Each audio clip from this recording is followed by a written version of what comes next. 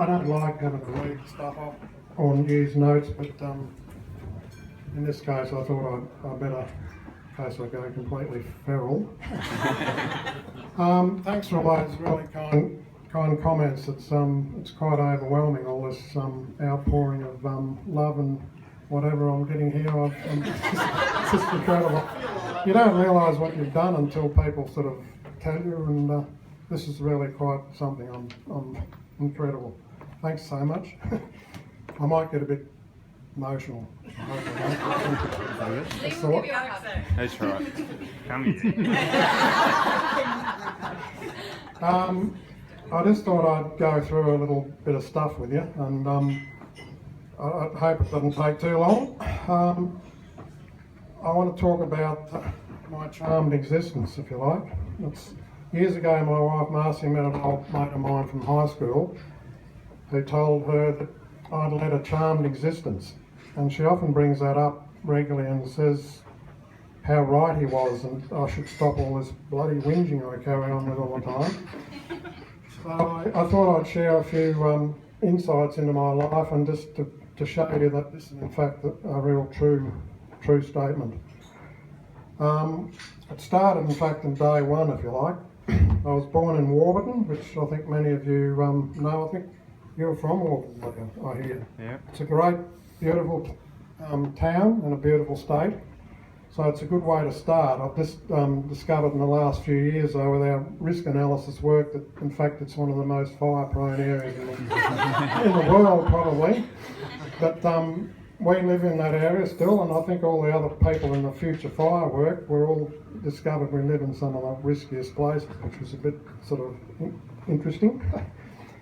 I had an idyllic childhood. I grew up on a dairy beef farm in Gippsland, and I had 4 older siblings, and they were quite a bit older than me, so they did all the hard work, milking cows and cutting the wood and whatever. I just messed around shooting rabbits and foxes and going on wonderful bike trips into the bush with my mates, and basically had a fantastic time. So I got out of all that hard work. It's probably still happening. The school days were also extremely enjoyable. I went to first of all, Glengarry West State School. That was actually decommissioned during the Kennedy era, I think. But I was the only one in grade 6. It was a tiny school, but only had about 12 kids in it, and I was the only one in grade 6, so I came both top and bottom of the class at the same time. So at uni days, I went through the heady days of the 70s, when there was lots of grog, lots of fun and adventures, and an occasional bit of study. Most of the people in this room probably are too young to have known that age and at university, and I'm a bit sad that I suspect it's not quite like that anymore. I don't know, but I also had a real chance there, and I went on to postgraduate studies, which I never dreamed I would, and that was in biological research. And I managed to avoid doing teaching. I was on a teaching studentship, and it was just an anathema to me, but I managed to get out of that too. And I managed to find my desirable career. And I had some fantastic lecturers at university, which many of you have probably heard of. People like Dave Ashton, Gretna Westy, Angus Martin in zoology, and Murray Littlejohn. Tony Mount, you probably know Tony Mount. He was my first lecturer in fire ecology, and he talked for the entire year about the 1967 Tasmanian bushfires. But that was my first real inkling into fire ecology, I guess, was from Tony. About here was when I was at uni. I had my first brush with a bit of a serious potential injury, and I guess to this day I still think how lucky I was. I fell out of a bloody ute over the back, straight on my head. I'd been out spotlight shooting, and the bloke driving, I'd missed a rabbit with both barrels of the shotgun. Unfortunately, I got rid of both barrels because he flattened the foot to chase the rabbit, and I went straight over the back. Woke up in hospital about half an hour later with this huge cut in my head, and I've actually had a problem with my eyes ever since, but technically speaking I should have been in a wheelchair, so I was very fortunate to avoid that.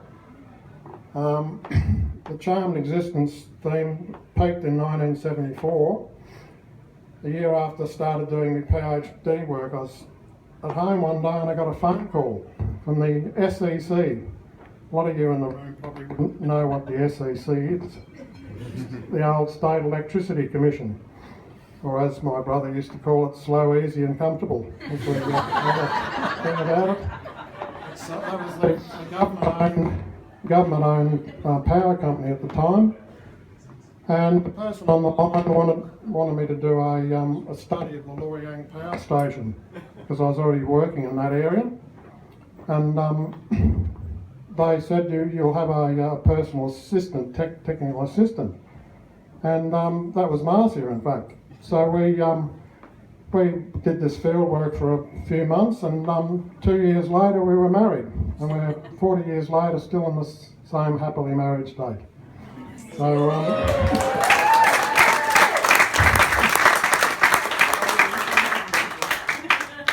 and one of the things we used to do on this was to go out and use foxes as a means of, because surveying animals is pretty hard. Let the foxes do it for you because they're pretty good at chomping stuff up. And of course you pick up their turds and you cook them in the oven, and then you go through it and you can actually work out what they've eaten. It's a good way of surveying. So I often tell people I've met my wife picking up fox turds, which is quite true. Jobs are easy to get those days. My first job was with CSO Wildlife, as Dick pointed out, in the top end. That was way before Kakadu was even thought of. We were based out the South Alligator River. It was pretty wild country back then. The South Alligator pub, which is now a multi-million-dollar tourist resort, was actually just a corrugated iron shed at that time. So it's and in fact we were back there in 2008, and the mobile phone reception was still not working then. What was this? We'll fix it, Gordo. Right? I think Imogen's going to get it fixed. I'll try and yell out. Can you hear me up there? Yes. Right. Alright. You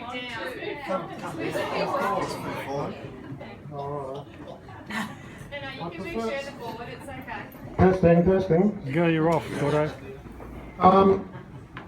It was during those days in the NT that this giant existence really kicked in with a vengeance.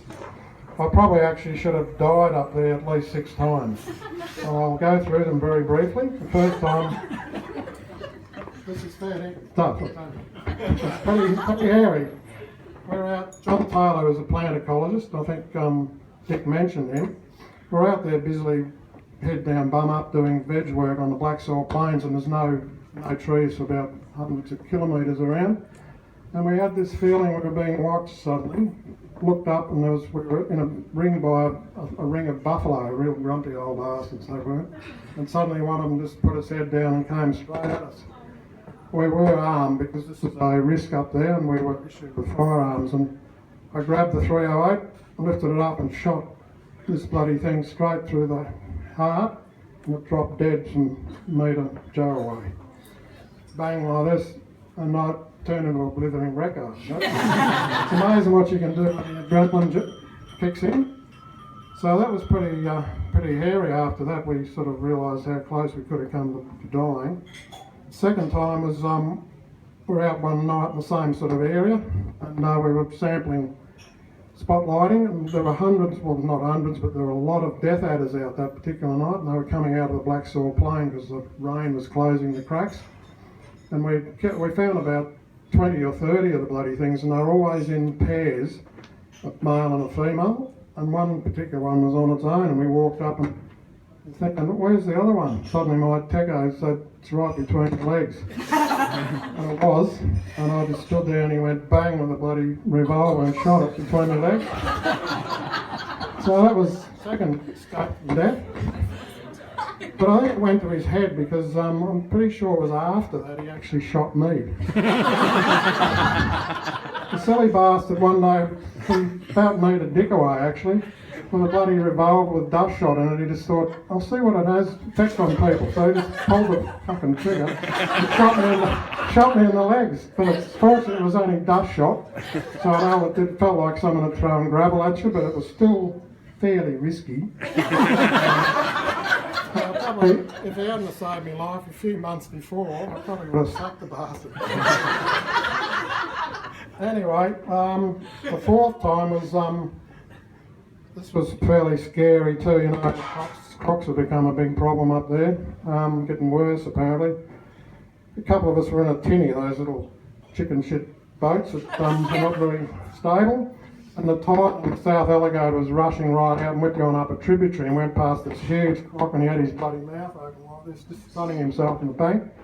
Bugging me a few 100 metres up, the bloody donk blew up on the boat.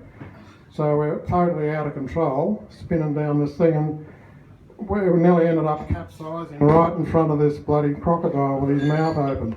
We're all just packing death. I don't know how it happened, but we got the motor started and managed to power away before he sort of came at us. But that was pretty scary. And I was very silly once too. I went into a billabong near the house out there, and the barra were biting really well that day. I think I got about 20 and a half an hour, and in my enthusiasm realised I'd waded out sort of third deep, if you like, in this area where there's a known huge crocodile living. And he could have just come up, which they would nowadays do because it's so numerous and sort of out front. But I survived that.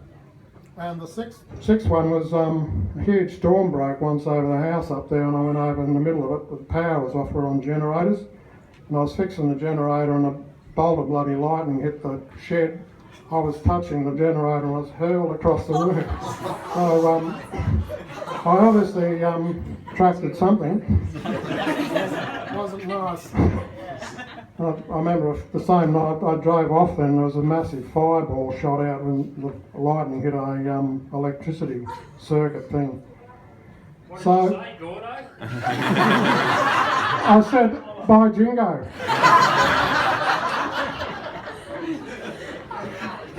You get that one, Dick? The top end fostered in me a great interest in fire ecology, and probably magically, just as a move on bug, which I'm afraid I've got, I think I've got rid of it fortunately, I managed to score a plum job in WA, as Liam and co were saying. And that's where I started to really get interested in the impacts of fire, and the job I managed to score in WA was looking at that. Those 10 years in WA were really wonderful. There was lots of field work, and I managed to go into some really beautiful areas, including the Kimberley. For 2 trips, you know, one of them was in a chopper chucked into the middle of nowhere and fend for ourselves doing surveys of the rainforest up there. It was also fantastic that stage watching our children grow up, but I have to say I was often too often away, and rather sad nowadays that I didn't actually participate well in my kids growing up because I was away too much. By the mid-90s the move on itch started again a bit, and after a surreal experience with the then CEO of CALM, Sid Shea, I decided that it was time to try and move on. Now I've got to tell you about this surreal experience. Surreal might not be the real word, but Sid's the equivalent of Adam in this department. And he was an Irishman, pretty fiery, red-haired, had a reputation, and he used to get pretty stirred up, and he used to like fire, but he hated Phytophthora and feral cats. And one day he apparently had visitors there from International, and decided to prove that Phytophthora was had nothing to do with forestry. So he took them out and said, if I dig down in this coop where they logged, there would be no problem with any water, so water's one of the things that dieback actually travels in. So he dug this bloody hole thinking, I'll prove that we know it'll be dry. Up comes all this water. And he apparently cracked the shits real bad, and he was visiting us the same day. Turned up about 7 o'clock, and we were just sitting down for tea, and he decided to get pissed, which he did very badly. And my techo decided to have an argument with him about the role of prescribed burning in Western Australia. And it got fairly ugly, and Sid got quite nasty, and Brent, my techo, decided to go to bed. Sid went in and dragged him out and tried to punch his lights out. Have you heard stories about Sid like this?